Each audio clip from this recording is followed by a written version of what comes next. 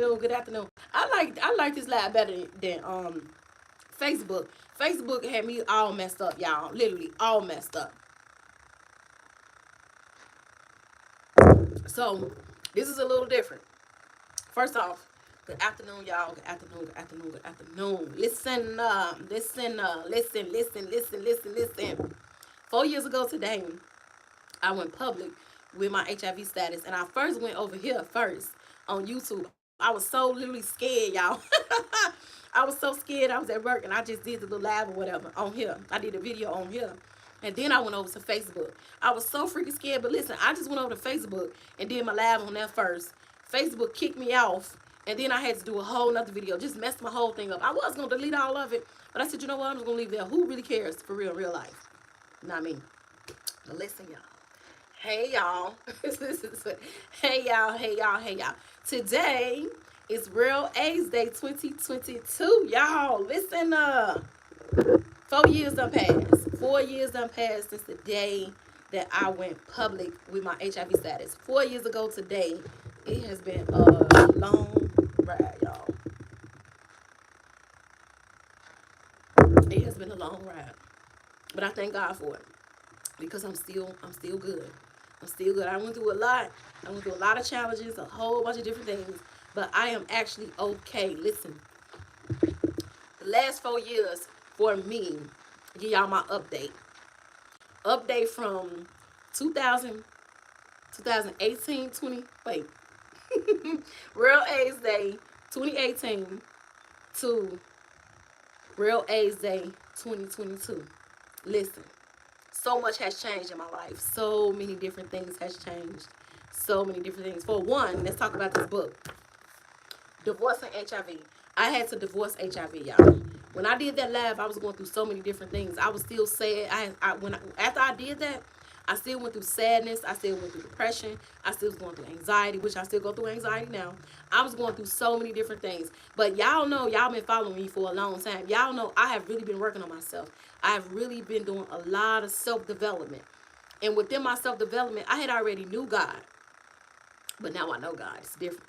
So the closer and closer I got to my true self through the self-development, I had learned who God was in a different season of my life and not in my sadness, right? So I started to think like, wait a minute, HIV, I said HIV wasn't stopping me in no type of way, but it actually was. HIV was a hindrance to me because I chose to divorce a person that I knew was not ready to be married to me because of HIV. So once I got that concept, I started working on this book, Divorcing HIV, and I forget the person.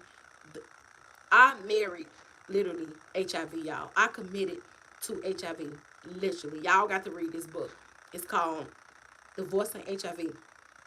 The reality, the grief, the fear, the acceptance, the self-love. I talk about all of it in this book. And it's gonna sound kind of crazy as you read it. You're gonna think I'm making excuses for the other person, but I'm really not. I just did really did surgery on myself.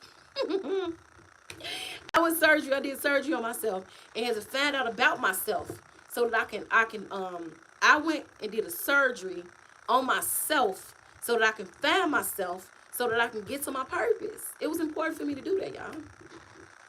It's important. It was important. It's important. So I am extremely excited because listen, I still got my mind. I still got my health. I am living and walking into my destiny. I am freaking excited because HIV still, listen, I said just a minute ago, HIV was a hindrance to my life years ago. HIV is not a hindrance to my life right now. I'm doing so many things. I wake up every day like HIV what? HIV who? HIV why? Yes, HIV what? Ooh, I got something to tell y'all. Oh my God, I'm gonna do another video tomorrow about dating with HIV. Listen. I'm doing a collab too on dating with HIV. If anybody interested in joining that collab, let me know. But listen, I'm gonna do a video tomorrow. I got some tea about dating with HIV, baby. It's something that happened to me the other day. I gotta tell y'all about this. Listen. When I tell y'all what's going on with that, y'all gonna be tripping out. That's why I keep saying I have HIV, but HIV don't have me at all, in no type of way. I take that little pill. And I go on about my business, literally. Go ahead on about my day.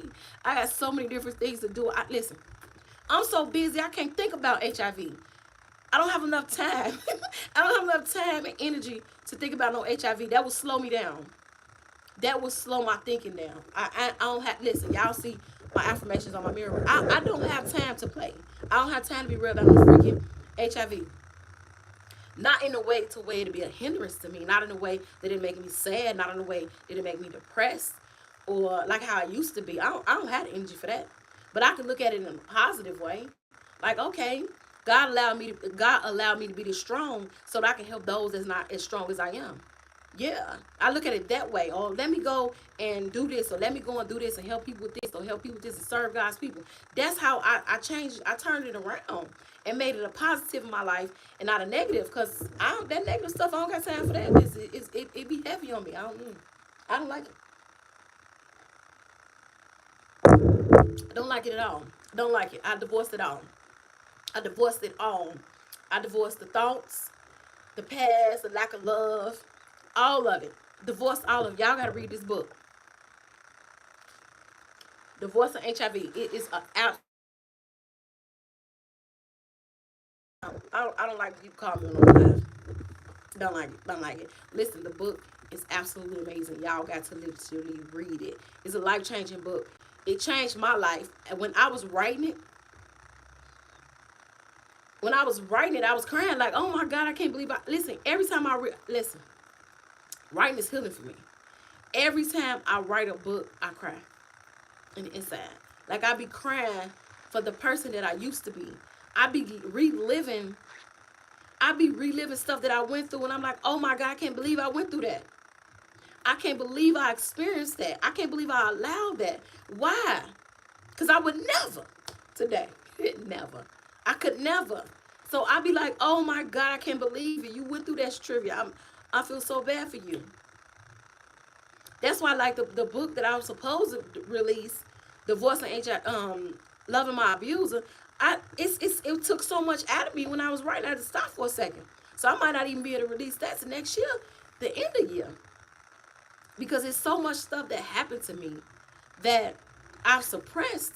So when it's so much that happened to me that I've suppressed. So when I started thinking about it and writing it, it started making me relive that stuff all over. It takes some strength, y'all. Listen, writing these books takes a different strength than I had when I got out of it. This is a whole new strength for me. Literally, it is a whole nother level to be able to sit down and write about the stuff that happened to me. It's really like it's making my spirit low when I'm thinking about it. But I'm not gonna allow that to happen. I won't think about that. But it'd be challenging. It'd be really, really challenging to write what happened. And I thank God that I'm able to release it. And when I was writing this book, I had no intentions on talking about forgiveness, right? When I made it to the end of the book, God put on heart forgiveness. It just kept coming up, popping up. I turned on my YouTube, something forgiveness, talking to somebody forgiveness. I said, okay, God. I literally had to write 2 paragraphs, short paragraphs at that, of forgiveness.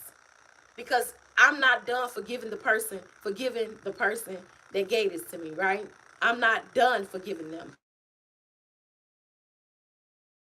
I have forgave them on some levels, but it's levels to it. And it should be levels to forgiveness because God says forgive 7 times 7, 7, 7, 7, 7, 7, 7.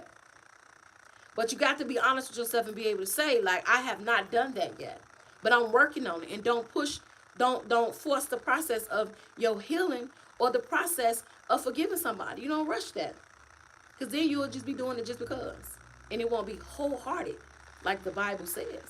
So I was writing this and realized I had to write about forgiveness. So I have to come back and address that at a different date because I'm not there to be able to give more to the forgiveness that I'm supposed to have in my heart for somebody. I don't have it. So I pray, and y'all pray with me, that I'm able to release some of my anger that I still have suppressed so that I can learn to forgive with all of my heart and not somebody. People study texting me. I want to forgive with my heart. I want to forgive wholehearted. That's what I desire. I desire that. So that's what I'm going to be working on, forgiveness. Forgiveness, forgiveness, forgiveness, forgiveness. Listen, I'm about to go. I've been on here too long. Listen, the best thing I could have did, I always say this when I end these videos. I want to tell y'all why. I probably did, but I'm telling you again. The best thing I could have did for me in the lowest of my life, when I was losing everything, when I went public with my HIV status, all that, the best thing I could have did after freeing myself and going public was to learn how to love me. Because I learned that expecting somebody else to love you is foolish. It makes no sense. You have to love yourself enough for everybody. You got to love yourself where you at. You have to accept yourself where you're at, HIV positive or not. You don't allow certain things to go on in your life because you're HIV positive or because you're whatever. But I'm not going to allow nobody to treat me like that. But I didn't have that type of love. So I expected for him to love me. And that's a requirement. God said, love your wife like Christ loved the church. That is a requirement. But you don't suppose to need that. Like, oh, I need you to do this. Oh, I need you to do this. God, I can't do it myself. No. That's a hindrance to the relationship. So when I learned how to love me, for me, I'm just silly. I'm naturally silly. If you don't like it, my next husband, if he don't like that, it's going to be a problem. Let's say when I'm dating then. Whoever I'm dating, if they don't like this trivia, is just naturally silly, I'm gonna laugh at everything. Now, I don't know when it gets serious, though. But I'm going to be laughing. And I got this silly laugh I do when I'm uncomfortable. But see, my next marriage is going to be different. So I ain't got to worry about this stuff. But it's just certain stuff that I learned about me that I'm happy with and I'm okay with. I'm just naturally silly. I might want a time beef and chicken from another. I just might want that. Because I'm just silly like that. I might just want that. There's a whole lot of other things too, but I just can't remember them right now. This is a whole bunch of things that I learned about myself that is a part of who I am. And whoever I be with, these are things that they're going to have to accept about me. And if they don't, I don't really care. I'm not talking about flaws. I'm just talking about certain things. It's just really who I am, right? I'm weird. I'm a weird person. I couldn't even be my authentic self in my marriage because I was trying to be what the relationship needed me to be, and I was not being who I was. So I am naturally a weird person. I like weird things. Hopefully my husband be weird too, and we can weird it out together. But me learning to love myself, I learned that about me. I learned that I'm weird, and it's okay. I don't need nobody to love me. I love me enough. I desire it. I desire for you to love me. I want you to love me. I don't need you to, though. Because a need is a difference than a want. I want you to love me. But I don't need it. I love myself, and God loves me. My cup is full. And I need your cup to be full so that you could just genuinely give me love. That's what I learned, y'all. And that was the best thing I could learn for myself because it taught me how to divorce HIV. HIV ain't ready for me. I divorced it all. I divorced HIV. I divorced the thoughts of HIV. That's why when I be telling y'all, think back, I be like, you got to think about what you're thinking about. If you're thinking about something that makes you sad, it makes you depressed, you got to rethink it. I didn't even know I was talking about HIV for me. I was about HIV for me. I had to really think like, oh my God, HIV is still a hindrance to me. Because I'm scared ain't nobody gonna love me. So I had to tackle that love thing. I got that. Got on lock, like, got on lock. I love me now. I'm a dangerous chick now. Period. Period, Pooh. And usually, women that love themselves, men don't want to be bothered with them. Boys. Or people that's not on men, guys that's not on nothing don't really want to be with women that love themselves. We be too much for them. Too much. Oh well, I've been by myself forever. Forever, ever. Ever, ever. I got a song with me now. Forever, forever, ever. I don't even remember where it come from. I just knew that the songs popped up in my head. Crazy. But anyway, love yourself is the most important thing you can do for yourself is love yourself. Because when you love yourself, you're not going to allow nobody to do anything to you, to hurt you. It's the best thing you can do for yourself. So today is Real AZ 2022. Listen, go and get tested today. Love yourself enough to go and get tested to find out, you know what? I need to know if I'm HIV positive or not. Because I need to make some different changes in my life. Going there and telling them when you go get this test. You know what, ma'am, I want to get an HIV test today. Because I need to know, I need to know what's going on in my life. And I told y'all I'm naturally silly. Y'all already know. Y'all been following me for a long time. It's time to go and figure out your life. You need to figure out if you HIV positive or not. You need to know your status. Whoever you sleeping with, they need to learn their status. Go get them, call them, look, let's go to the nearest clinic. And if you in Chicago, next Saturday, I'm going to have my event, 4224 South 13th Street. You can come and get tested. We'll get you together. Get you together, baby. If you're in the Chicago area, you can come out and get tested next week. I'll give you a pass. You ain't got to do it today. You can go ahead and wait till next week, and we'll get you together. Period. Cool. But I'm about to go, y'all. Thank y'all for joining my live. And listen, tomorrow I'm going to try my best to bring this other video for y'all and tell y'all what happened with this dating with HIV, y'all. It is absolutely amazing. What happened, y'all gonna be like, for real, CHATRIVIA? He said what? Yes, tomorrow. I got y'all tomorrow, but y'all enjoy y'all day. I gotta figure out how to get up off of here. I always can get, I don't know how to get off.